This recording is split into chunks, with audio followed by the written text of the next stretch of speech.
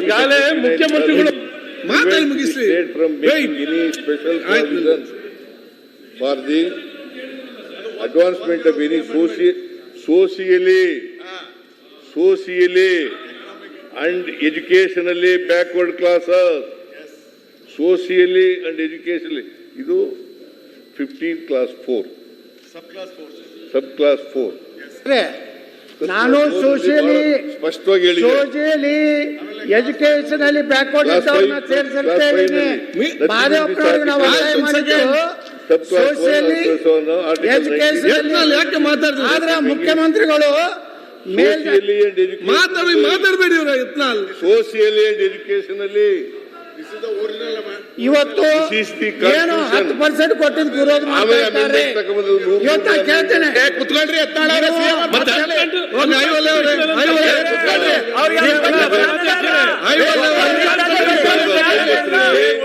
2019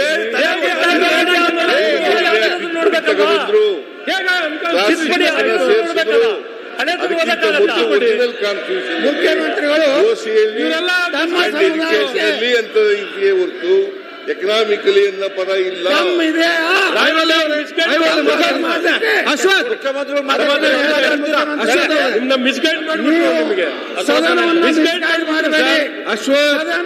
ತಪ್ಪು ದಾರಿ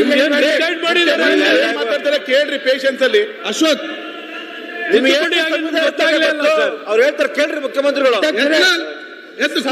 ಸಾಕು ನಿಮ್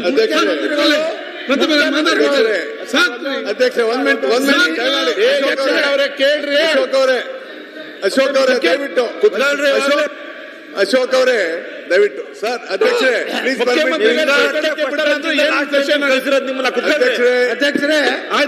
please permit me to speak. ಅಧ್ಯಕ್ಷರೇ ಸನ್ಮಾನ್ಯ ಅಧ್ಯಕ್ಷ please permit to speak for minute. ಅಧ್ಯಕ್ಷರೇ ಮಾನ್ಯ ಮುಖ್ಯಮಂತ್ರಿಗಳು ಸ್ಪಷ್ಟಪಡಿಸಿದ್ದಾರೆ ನಮ್ಮ ಸಂವಿಧಾನದ ಆರ್ಟಿಕಲ್ 15 ನೋಡಿ ಎಲ್ಲ ಯಂಗ್ಸ್ಟರ್ಸ್ ತಾವೆಲ್ಲ ಇದ್ದೀರಿ. ದಿಸ್ ಇಸ್ ನಿಮ್ಗೆಲ್ಲದೊಂದು ಅನುಭವ. ಆ ಕಡೆ ಈ ಕಡೆ ಚರ್ಚೆ ಮಾಡ್ತಾ ಇರುವಾಗ ಇದೆಲ್ಲ ಚಾನ್ಸ್ ಯಾವಾಗ ನಿಮಗೆ ಸಿಕ್ಕುದಿಲ್ಲ. It's unpractical experience. ನೀವು ಅದಕ್ಕೆ ಹಾಕಿದ್ರೆ ನೀವು ಅದನ್ನು ಕರೆಕ್ಟಾಗಿ ಕೇಳಿ. That is not disturb. ಆದರೆ ಯಾರ್ಯಾರು ಮಾತಾಡಬೇಕು ಕರೆಕ್ಟಾಗಿ ಪಾಯಿಂಟ್ ಟು ಪಾಯಿಂಟ್ ಮಾತಾಡುವಾಗ ಇದೆಲ್ಲರಿಗೂ ಕೂಡ ಒಂದು ದೊಡ್ಡ ಮಟ್ಟದ ಪಾಠ ನಮಗೆ ಒಂದು ಅನುಭವ ಸಿಕ್ಕಿದಂಗೆ ಆಗ್ತದೆ. ಅಧ್ಯಕ್ಷರೇ ನಾನು ಹೇಳ್ತಾ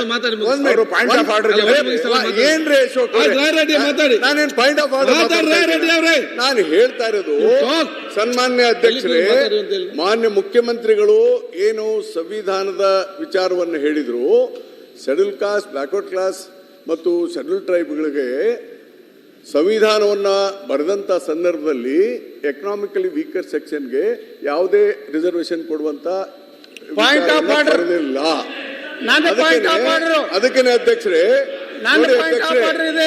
ಆರ್ಟಿಕಲ್ 15 ಆಫ್ ಸಬ್ ಕ್ಲಾಸ್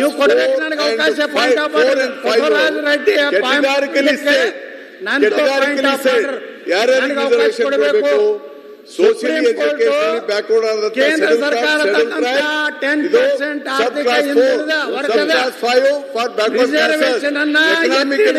ಸೆಕ್ಷನ್ಗೆ ಇರಲಿಲ್ಲ.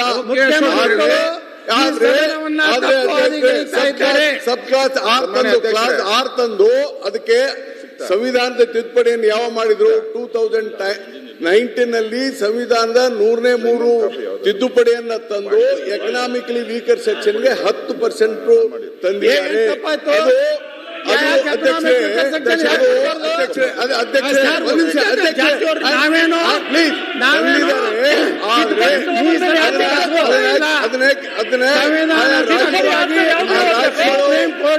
ಕೊಡ್ಲಿಕ್ಕೆ ಆಗ್ತಾ ಇಲ್ಲ.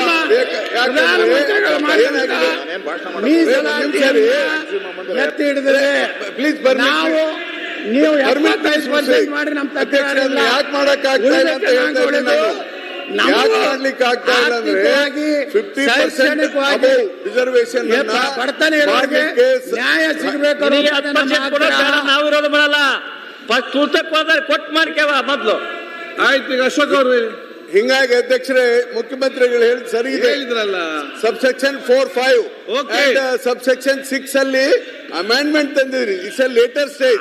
ಆದ್ರೆ ಆದ್ರೆ ಅಧ್ಯಕ್ಷರೇ 50% ಇಂತ ಹೆಚ್ಚು ರಿಸರ್ವೇಶನ್ ಕೊಡುವಂತ ಸಂದರ್ಭದಲ್ಲಿ ಇಲ್ಲೇ ಈಗಿನ ಇರೋದ್ರಿಂದ amendment ಅಲ್ಲ. ನಮ್ಮ ರಾಜ್ಯದಲ್ಲಿ ಒಳ ಮೀಸಲಾತಿ ಮಾಡ್ಲಿಕ್ಕೆ ಸಾಧ್ಯ amendment ಆಗ್ತಾ ಇಲ್ಲ. ಅಲ್ಲ. ನಮ್ಮ ರಾಜ್ಯದಲ್ಲಿ ಇವ್ರು- ಮಾಡ್ಲಿಕ್ಕೆ ಸಾಧ್ಯ ಆಗ್ತಾ ಇವ್ರು ಇಲ್ಲ. ಹೇಳ್ತಾರೆ, ಇದು ಅದಕ್ಕಾಗಿ ನಮ್ಮ amendment. ಮುಖ್ಯಮಂತ್ರಿಗಳು ಇದು 50% ಬದಲಾಗಿ 75% ರಿಸರ್ವೇಶನ್ ಸ್ವಾಗತ ಮಾಡ್ತೇವೆ. ಕೇಂದ್ರ ಸರ್ಕಾರದ ಈ ಸದನ ಸ್ವಾಗತ ಮಾಡಬೇಕಾಗುತ್ತೆ ದಯಮಾಡಿ. ಮಾತಾಡ್ತಾರಂದ್ರೆ ಏನ್ ಹೇಳುದಿಲ್ಲ. ನೀವು ಬರೀ ಅದೇ ಸೈಡ್ ಮಾತಾಡಕ್ ಕೊಡ್ತೀರಾ? ನನಗೆ ದಯವಿಟ್ಟು ಮಾತಾಡಕ್ ಕೊಡಿ. ಈ ಸದನ ಅಭಿನಂದನೆ ಸಲ್ಲಿಸುತ್ತದೆ. ಬಿಜೆಪಿ ಚಪ್ಪಾಳೆ ಹೊಡಿತಾರೆ ಗ್ಯಾರಂಟಿ. ಪ್ರತಿಪಕ್ಷ ಮಾತಾಡ್ತೀರಾ? ಯಾಕೆ ಹಾಗೆ ಎದ್ದು ಮಾತಾಡ್ತೀವಿ?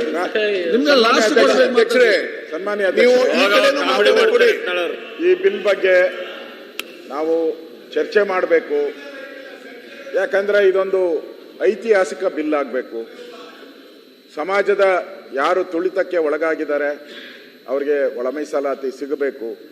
ಇದು ಏನು ಇವತ್ತಿಂದ ಅಂತಲ್ಲ, ಬಹಳ ವರ್ಷಗಳ ಕಾಲದಿಂದ ಈ ಒಳ ಮೀಸಲಾತಿಯ ಹೋರಾಟಗಳು ನಡೆದಿದೆ. ಈಗಾಗಲೇ ತೆಲಂಗಾಣದಲ್ಲೆಲ್ಲ ಜಾರಿಗೆ ತಂದ್ಬಿಟ್ಟಿದ್ದಾರೆ ಅವರು. ಅದ್ರ ಪ್ರಕಾರ ಹಿಂದೆ ನಾಗಮೋಹನ್ ದಾಸ್ ಅವರ ಕಮಿಟಿಯನ್ನು ನೇಮಕ ಮಾಡಿದ್ರು ಮುಖ್ಯಮಂತ್ರಿಗಳು. ನೇಮಕ ಆದಮೇಲೆ ಅದು ನಮ್ಮ ಸರ್ಕಾರ ಬಂತು. ನಾವು ಅದನ್ನು ಕಂಟಿನ್ಯೂ ಮಾಡಿದ್ರಿ, ನಾವೇನು ಸ್ಟಾಪ್ ಮಾಡಿಲ್ಲ, ಕಂಟಿನ್ಯೂ ಮಾಡಿದ್ರಿ.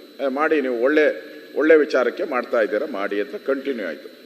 ನಾಗಮೋಹನ್ ದಾಸ್ ವರದಿಯಲ್ಲಿ ಅವರ ವರದಿ ಪ್ರಕಾರ ಅವರು ಈಗಾಗಲೇ 5 ಪ್ರವರ್ಗಕ್ಕೆ ಅನುಮತಿಯನ್ನು ಕೊಟ್ಟರು. ಅಂದರೆ ಅವ್ರ ರಿಪೋರ್ಟಲ್ಲಿ 5, ಇವರು ಅದನ್ನು 3 ಮಾಡಿದ್ದಾರೆ.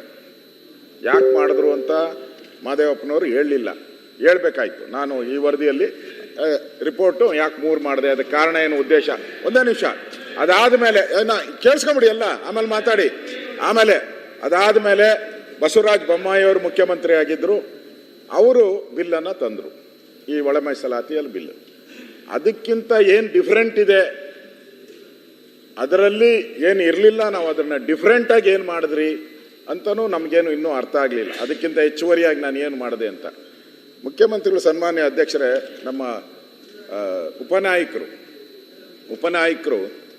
ನಾನು ಹೇಳಿದೆ, ಎಲ್ಲದಕ್ಕೂ ನಾನೇ ನಿಲುವಳಿ ಸೂಚನೆ ಎಲ್ಲ ಮಂಡನೆ ಮಾಡ್ತಾ ಇದ್ದೆ, ನೀವು ಅದ್ರ ಬಗ್ಗೆ ತಯಾರಾಗಿ ಬನ್ನಿ ಅಂತ ಬಂದರು. ಅವ್ರು ಮಾತಾಡಿದ್ರು, ಮುಖ್ಯಮಂತ್ರಿಗಳು ಎದ್ದು ನಿಂತುಬಿಟ್ಟು, ಎದ್ದು ನಿಂತ್ಕೊಂಡು ಸುಳ್ಳು ಹೇಳ್ತಾ ಇದೆಯಾ ಅಂತ ಹೇಳಿದ್ರು. ಇಲ್ಲ, ನಾನು ಮಾತಾಡೋಕ್ಕಾಗಲ್ಲ, ಬೆದರಿಸಿದ್ರು ಅಂತ ಹೇಳೋದ ಬೇಡ. ಒಂದು ಸ್ವಲ್ಪ ಅವ್ರದ್ದು ಸ್ಟೈಲಲ್ಲಿ ಸತಿ ಕೂತ್ಕೊ ಅಂತ ಹೇಳಲಿಲ್ಲ ಅಷ್ಟೇ, ಇನ್ನೆಲ್ಲ ಹೇಳಿದ್ರು. ಸನ್ಮಾನ್ಯ ಅಧ್ಯಕ್ಷರೇ, ನಾನು ಅಲ್ಲಿ ಕೂತಿದ್ದೆ, ಇವ್ರು ಇಲ್ಲಿ ಕೂತಿದ್ರು, ಸಿದ್ದರಾಮಯ್ಯನವರು. ನಾನು ಅಲ್ಲಿ ಕೂತಿದ್ದೆ, ಸಿದ್ದರಾಮಯ್ಯನವರು ಇಲ್ಲಿ ಕೂತಿದ್ರು. ನಾವು ಈ ಬಿಲ್ಲನ್ನು ತಂದ್ರಿ, ಅವಾಗೆ ಕೇಳಿದ್ರಲ್ಲ ಸುಳ್ಳು ಅಂತ ಹೇಳಿದ್ರಿ. ಅದಕ್ಕೆ ನನಗೆ ಉತ್ತರ ಅವ್ರು ಹೇಳಿದ್ದು, ನಾನು ಆರ್ ಅಶೋಕ್